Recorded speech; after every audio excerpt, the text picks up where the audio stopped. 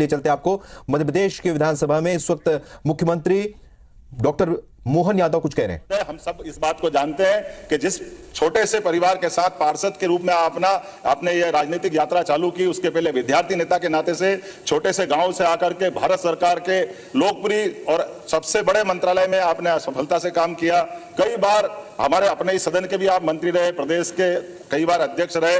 आपके नेतृत्व में प्रदेश ने इस बार फिर संगठन का आधार पर चुनाव लड़ा और अभी आपने, यही भारतीय जनता पार्टी की विशेषता है। मैं आभार मानता हूं आपका इस विनम्रता का भी, और ये बात हम सबके लिए अत्यंत आनंद की है कि मेरी सरकार आपकी इस छत्र छाया में अपने विकास के कदम बढ़ाएगी और हम सब आपसे समय समय पे, चाहे पक्ष हो या विपक्ष हो, आपसे हम आश्रय भी चाहेंगे कि हमारे द्वारा किए गए कामों पे आपके मार्गदर्शन में हम और नई ऊंचाइयां प्राप्त करें।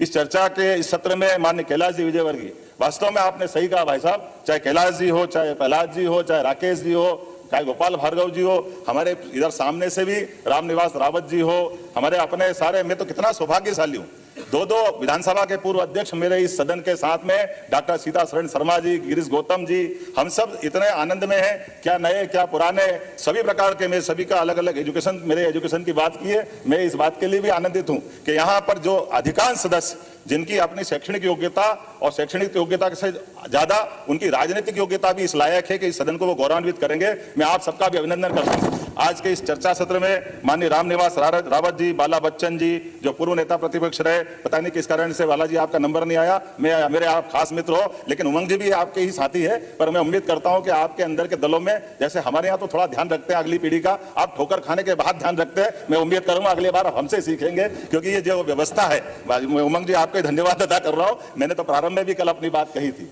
कि हम और आप सब मिलकर के ये जो दुनिया का सबसे युवा देश अगर भारत है और दुनिया के सबसे युवा देश को सबसे अगर आगे जाना है प्रधानमंत्री के नेतृत्व में, तो निश्चित रूप से युवाओं को आगे लाने की आवश्यकता है। यह अलग बात है कि हमने नंबर मारा और हमने परमात्मा की दया से जनता के बीच गए, जनता ने हमारे निर्णय को मोहर भी लगाई और आपने ठोकर खाने के बाद की है, लेकिन आपकी पार्टी का एक रिकॉर्ड गलत है। अरुण यादव जी से पूरे टाइम काम करवा लिया, मौका आया तो फिर अरुण यादव जी पता नहीं कहाँ चले गए और फिर कमलनाथ जी, दिग्विजय सिंह जी आ गए। तो ये जो परंपरा, इससे आपको नुकसान होता है। मैं तो आप ही की बात कर रहा हूं, मैं अरे इतिहास है, मैं खाली अभी आपकी बात हुई तो अपन आनंद लेने के लिए सुन रहे हैं, लेकिन ये बात तो सही है, इतिहास को कोई नकार नहीं सकता। वाला भी आपके साथ तो बहुत अन्याय हुआ, अरे आपके साथ तो इतना अन्याय है तो पूछो मत। आप नेता प्रतिपक्ष करके लड़ते रहिए, अरे आप तो लड़ते रहिए नेता प्रतिपक्ष करके, और मुख्यमंत्री का मौका आया तो कमलनाथ जी ले गए। तो मैं आपकी भावना से सहमत हूँ, आपसे मैं सहमत हूँ, मैं आपके साथ हूँ। मैंने पहले ही कहा आपने इस व्यवस्था के आधार पे हम अपनी अपनी बात कर रहे हैं। मैं आज इस बात को लेके चलना चाहता हूं। मैं अभी अपने सारे अलग अलग विभागों के बारे में बात हुई, यद्यपि यह बात सही है कि एजेंडे को बात करी, मैं आपके बीच गर्व से कह सकता हूं कि भारतीय जनता पार्टी का संकल्प पत्र यह हमारे लिए अपनी पवित्र धर्म ग्रंथ की तरह है, ये गीता रामायण की तरह है। एक एक अक्षर से 5 साल तक हम अपने इस एजेंडे को लेकर आए सरकार बनाने के लिए। 1 महीने की सरकार के लिए नहीं है, ना 13 महीने की सरकार के लिए, और हम और आप 5 साल बाद बात करेंगे कि आप और हमने जो निर्णय किए थे, अपने संकल्प पत्र को लेकर आगे बढ़े थे, तो हम किस रूप में आगे बढ़े।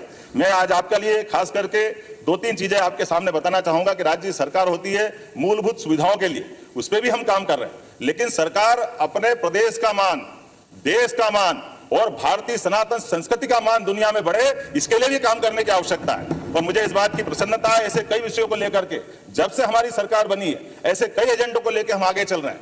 आपकी जानकारी के लिए बताएं, आज से 300 साल पहले तक दुनिया में भारत का टाइम स्टैंडर्ड दुनिया में माना जाता था, लेकिन काल के प्रवाह में जब हम गुलाम हुए तो ये फ्रांस की राजधानी पेरिस 50 साल तक स्टैंडर्ड टाइम वहां तय होता रहा। उसके बाद 250 साल पहले जब अंग्रेज हावी हुए तो अंग्रेज इस चीज को पेरिस से उठा करके ग्रीनविच ले गए और ग्रीनविच से वो दुनिया में स्टैंडर्ड टाइम तय करने लगे। अब ये आप अंदाज लगा लें, कहने के लिए हम पूर्व के देश है, वो पश्चिम के देश है, और ये जो समय की गणना का केंद्र है, आप कभी अंदाज लगा लो आज भी कितनी बड़ी विसंगति है। आप उमंग भाई बताइए, यहाँ दुनिया में 2 प्रकार के ही प्राणी पाए जाते हैं। एक प्राणी जो सूर्यास्त से अपनी दिनचर्या चालू करते हैं और अपने सूर्यास्त के बाद अपने सूर्योदय से चालू करते हैं, सूर्यास्त पे खत्म करते हैं। दूसरे प्राणी रात्रि या निशाचर वाले हैं, लेकिन मध्य रात्रि में कौन से प्राणी अपनी दिनचर्या चालू करते हैं?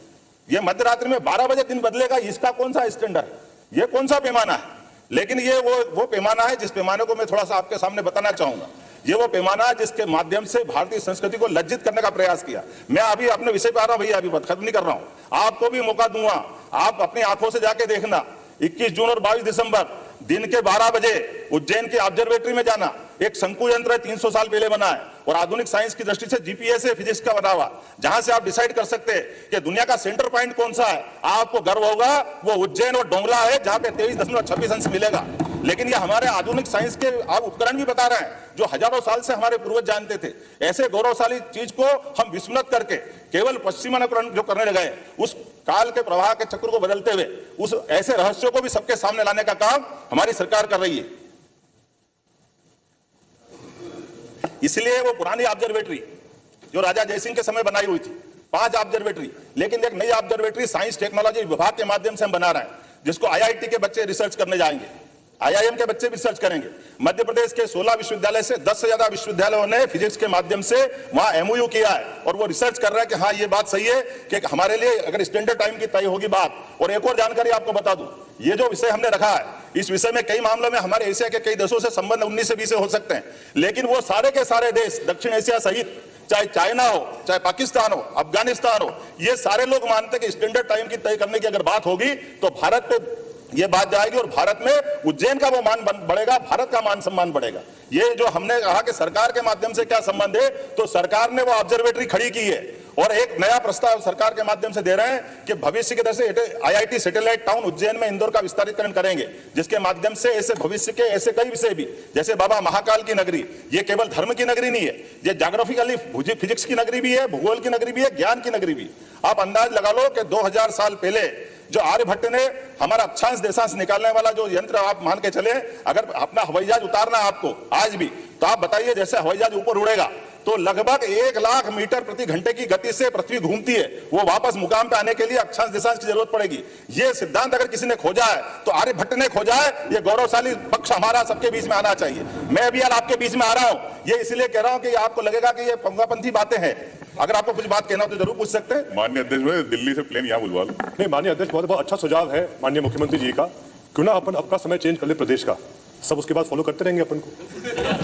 यही मानसिकता ने पीछे करा है। अच्छी बात, मैं आपके सामने बता रहा हूँ, अभी आपको बताता हूँ ये समय कैसे तय होता है। ये समय मेरे तुम्हारे कहने से स्टैंडर्ड टाइम यहाँ तय नहीं होता है, ये समय होता है फिजिक्स से विज्ञानियों के माध्यम से। और इसकी, अरे एक मिनट जरा बाला भाई सुनो तो सही, अभिभाषण पर आ जाइए मध्य प्रदेश। अरे भाई जब हमारी बात आ रही है, ये आपकी बात तो हमने रोका नहीं। जब नेता प्रतिपक्ष बोले थे, हम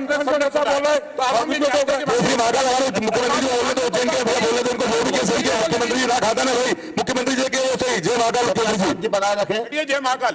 मैं आपसे सहमत हूं। मेरा इतना कहना है कि विज्ञान कांग्रेस अपने यहाँ वैज्ञानिकों की विज्ञान कांग्रेस है और हमारी सरकार इस दिशा में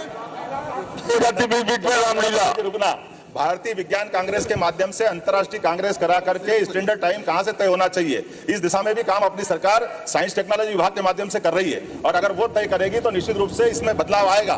मैं आपको वो याद दिलाना चाहता हूं कि इसमें सरकार की, न केवल राज्य सरकार की बल्कि भारत सरकार की भूमिका भी है और भारत सरकार ये अंतर्राष्ट्रीय स्तर पे काम करेगी, लेकिन इसके लिए प्लेटफॉर्म बनाने का काम अपनी सरकार कर रही है और अपने विभाग कर रहे हैं। ये उसके बाद होने वाला काम है। मैं उसकी बात थोड़ी सी आपको बताना चाह रहा हूं। और केवल ये नहीं, कुछ और भी विषय है, लेकिन चूंकि कहीं ज्यादा हो जाएगा इसलिए मैं थोड़ा उससे बचना चाहता हूं। आप अंदाज लगा लो